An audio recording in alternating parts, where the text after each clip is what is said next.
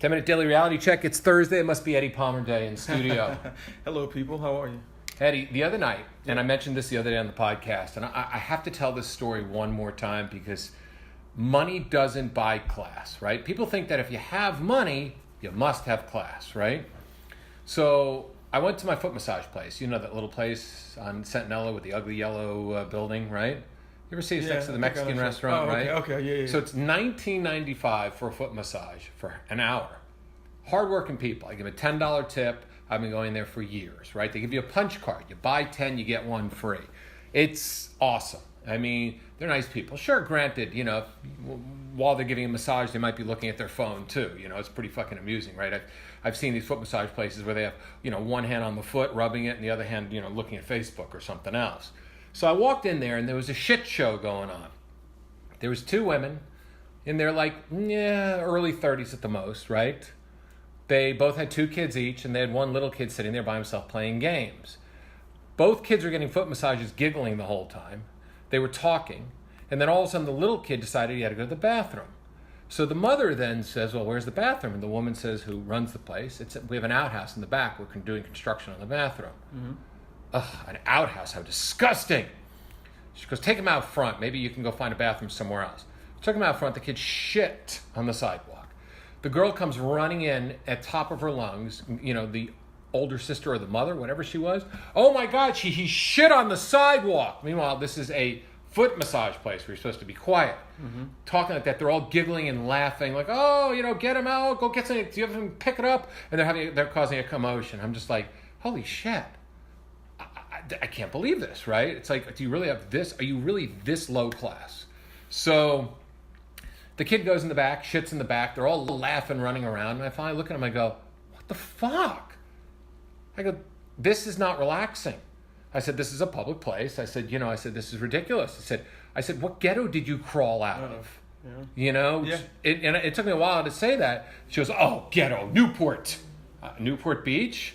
I said, wow. I said, who's paying for your life?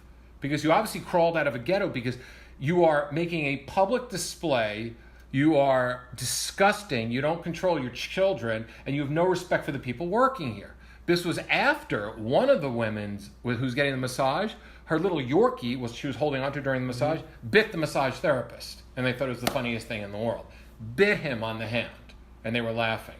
So this woman looks at me, she goes, oh, fuck you. Where do you live? I said, around here. Oh, fuck you. I own buildings. And I go, and? I said, Lego buildings? What kind of buildings do you own? And when they left, they're like, fuck this place. Fuck you. And I'm thinking like, yeah, that's class. Money doesn't buy you class. Why do people think money... It amplifies who you are. Okay, good. That's what money does. If you were a jerk when you didn't have money, you're going to be a bigger jerk because you think because you have monetary value over, you think you have monetary value over because you can buy people. Because, you know, in America's a capitalist country. So we've set ourselves up for this that if you have money, you can give shit more to people who have less money because you have more. And like one of my clients who actually is a billionaire puts it like, congratulations. Round of applause. You're the first person to make some money. Good for you. And these are people who walk around with billions, Forbes write-ups annually, and drive regular cars, Audis, live in nice houses, live amongst the people, show respect to everyone in his domain.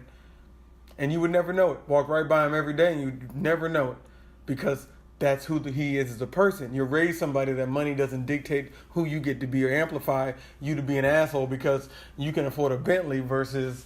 a Toyota Camry. You're a better person, but guess what? When you get cancer, how many of those millions will help you actually cure it? Ask Steve Jobs. Wealth don't buy health. So there's always an equilibrium to this bullshit that people want to put out. These same people who showed their ass in that store, you never know what they have to deal with in the coming few weeks that money just won't fix.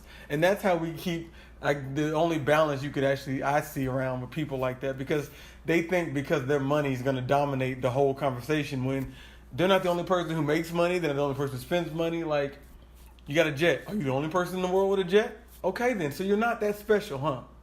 Okay, but there's another thing too, and Bill Burr says it, you know, in one of his comedy routines, which is controversial. If I'm a big guy, would you mouth out? You wouldn't mouth off to me. I'm not going to mouth off to a fucking guy who's 6'3" in a massage place. I'm not. As a male, I'm going to look at the guy and I'm going to fucking have a discussion and respect him, right? I'm not going to mouth off to another man. Men don't do that. If this went down and that was fathers in there, I would have looked and go, dude, man, control your kids. And father would have been like, I'm trying. I go, come on, man, have some respect for the people here. Yeah. And the man would be like, hey, no, I'm sorry. You're right. You're 100% right. Because men don't want to get they don't want to fist because they don't know, because this is the way a man's mind works. A man's mind goes, well, that motherfucker laying there getting a foot massage could be a hitman.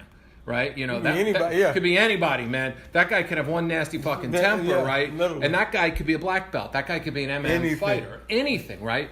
But women have this free, and this is where I think the world is coming now. Women have the free right, and Bill Burr calls it. The short woman will mouth off to the tall guy, put herself an inch from the guy's face, and just go, nah, nah, nah, nah. And that's what Bill Burr does in his thing. Goes, nah, nah, nah, nah, nah, nah. Because she knows a man won't hit her. Not going to touch her. That's because we live in this book I read, The Way of Men, I was telling you about. We live in a chimpanzee society right now, but we're headed to the way of the baboon. And what I mean in that quickly is chimpanzees is a male-dominated society. Everything's territorial. You mark your spaces. You control your area. Males dominate. Males pick a woman. That's his wife. That's his ape. That's his chimp.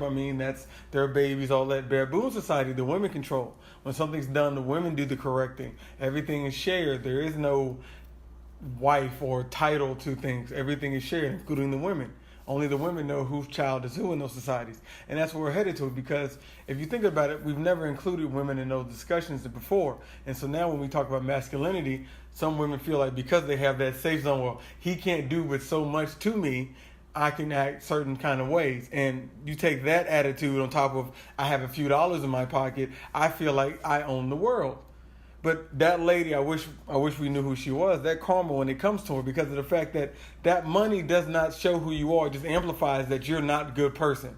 So I have a bigger view of you not being a good person for the world to see. You can put that on Instagram. You can put as many jet pictures as you want. Look at Floyd Mayweather. How much money does he have? And is he a good person? Would you call him a good person? Was that somebody you want to be like? Oh, you want the money, yeah. But if you have to take both parts, the domestic violence, the women beating, and all that with it, is that who you want to be just for that wealth? I remember I was in Lima, Peru, a long time ago, and we took a Chrysler Cordoba, 80s Cordoba, and this was like 2005. We took it out to this little town outside of Lima, and it was ramshackled shacks, roofs with holes in it, a cockfight on the street, everybody gambling. And there was a party. We went to a party there. There was like 20 people in there. They were cooking food. Now, I wouldn't eat the food because it was a pot with, on a stove, on a gas light with, it looked like the rainwater could be collected through the roof. The toilet was disgusting. And I said, no. I said, let me buy something. And they looked at me and said, you're our guest. Whatever you want to eat, whatever you want to drink, you're in our home, right? So I kindly did not eat anything just because I just felt the cleanliness factor wasn't there for me. But I kind of got into the whole night, dancing, partying, hanging out. They were sharing drink out of one cup. It didn't matter if somebody had a cold. There was no germaphobe. And they had a lot of class. No money, a lot of class. And this is people probably make $500 a month combined with all their salaries. And they're happy. And that's what's missing. Anybody who does that is not a happy person with what happened at the foot massage place. Somebody says, hey, look, this is a public place. These are nice people. They would have apologized. Yeah. But they didn't apologize. And I think that's what Facebook has given us and social media has allowed us to mouth off. Yeah. And now we're mouthing off in public, too. So instead of people respecting and honoring each other, they're mouthing off to one another again. And women are mouthing off to men more than I've ever seen. How many times do you honk the horn at a woman who fell asleep because she was texting at a stoplight, and she fucking gives you the finger? Like, I don't know, but if I'm 5'2" and 100 pounds, and I got somebody in a car behind me, that's the New Yorker in you coming out. You're like, you're old school New York. You don't just mouth off to people old school New York, because you never know. He ended up with a lead pipe across your head. You don't. It was a sunny day in Manhattan, and I ended up in the ER. But here in LA, everybody, I'm somebody. I can text it if I want to while I drive. Who are you to recommend me for my bad driving skills? It's called checking each other, and that's how you keep society functioning. Because no matter how much money you have, you can check them. I'll give you another example. Robert Mueller is there to check the president, because as commander in chief, you run the country. But somebody has to be there just in case things aren't going up and up, quote unquote, to make sure you have someone checking you for the legality of what you're doing. That's what we do here. Everything has to be checked. And just because you have more money, it does not equate to you being a better person or being able to shit on the little guy. Because the little guy is who you need. Because you never know that janitor that you threw your drink on leaving the store could be that same janitor that pulls over on the highway when your car broke down to help you in the middle of the night. You just never know how life works like that and how God or whatever you believe in will humble you. So just try holding the door for somebody, smiling, making eye contact, not giving somebody the finger when you're at a red light because you fell asleep at it, or you're on your cell phone, or you're putting on makeup, or you're arguing with your girlfriend or your boyfriend.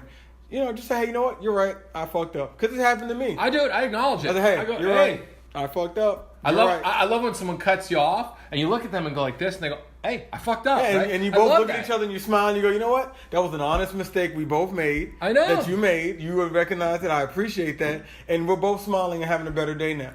And it probably it'll ripple out. If we just try that, hey, let me just be nice here. It'll ripple out into your day. I spend most of my day, when I get up in the morning, I go work out. At 5 a.m., I walk into the gym every morning. I smile. I talk to everybody who works in it. It's mostly the custodial staff getting the gym ready for the rest of the day.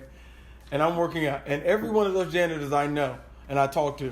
I got one older man, he comes in and he gives me a hug every morning, works there. And he's just a nice man. He's a nice guy. He comes in every morning, we share a couple jokes and laughs. Good morning, gives me a hug. Very nice man. But I treat them with respect because honestly, they're the hardest working people in there. And I understand that what they have to go through every day to keep this wonderful upscale gym that we LA folks pay extremely too high. I mean, I spend $250 a month on a gym membership, and that's their job, to keep this place immaculate all day long for people to come in and work out and sweat and just act like they don't exist. So I just like to let them know that they're appreciated and I care. And it's amazing how far that goes in their day when they know at least somebody acknowledges that I exist, that I'm standing here, and that I'm a person and a human being too.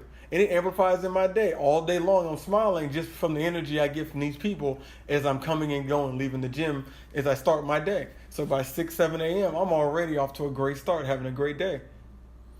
EddiePalmer12@gmail.com. Arouse Health. Check it out, the YouTube site. Check out the Instagram, Twitter, we're everywhere. We're going to bring Eddie back tomorrow for Fitness Friday. We figure Fitness Friday will be a Friday. Fit Fridays. Why? Fit Fridays for one reason, because it is spring leading into summer. We'll see you tomorrow.